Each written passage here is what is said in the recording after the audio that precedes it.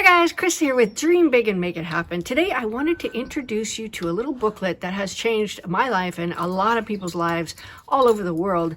And it is the booklet called The Way to Happiness by L. Ron Hubbard. Now I'm going to read you the introduction because every week I'm going to do another precept, which is a little like an article or a little something, a phrase that is something that's going to get you going and keep you on the road to happiness. So here's the introduction. This is again by L. Ron Hubbard.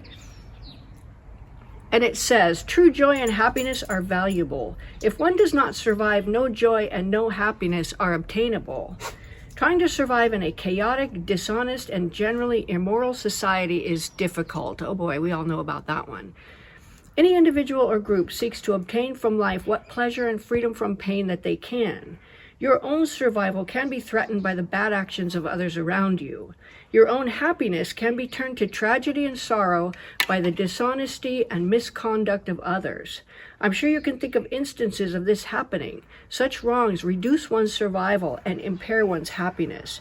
You are important to other people. You are listened to. You can influence others.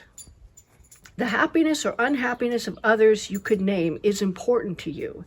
Without too much trouble using this book, you can help them survive and lead happier lives. While no one can guarantee that anyone else can be happy, their chances of survival and happiness can be improved, and with theirs, yours will be too. It is in your power to point the way to a less dangerous and happier life. So with that, understand that you as a person, as somebody who is aware of your surroundings and aware of perhaps the sufferings of others, that you are influential. Whether you like to believe it or not, you really are. And you can be an example, and especially when you're an example on a way towards survival.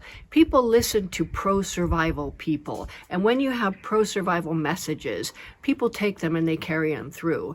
And with certain simple things like in this book, the precepts, they're so simple. In fact, when I first got this book, I went, well, that's pretty much common sense, but you would be amazed at how uncommon common sense actually is. And I'll give you an example. There was somebody that I was talking to that was using this book, and this is actually what made me go, I have to share this with everybody.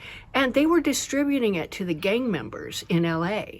And one of the gang members came up and he said, I had no idea I wasn't supposed to murder people. And for us, who grew up, in the ways that we grew up and whatnot, it can be kind of unbelievable that somebody doesn't understand that they shouldn't murder other people.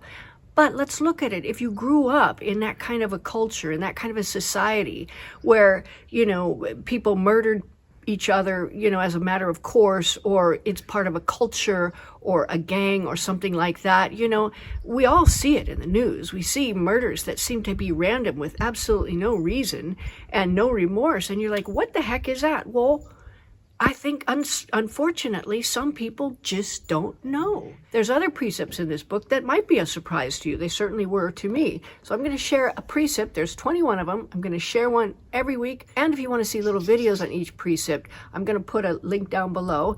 And I'm going to put a link to where you can get this booklet as well, and a bunch of other booklets to hand out to the people around you. Because can you imagine if everybody around you was ethical, was happy, was working on a survival path and not trying to do themselves and others in? I mean, that could be a really, really powerful thing. So I think you're going to find this series and the precepts very, very helpful, not only for yourself, but also for everyone around you. Take care, guys.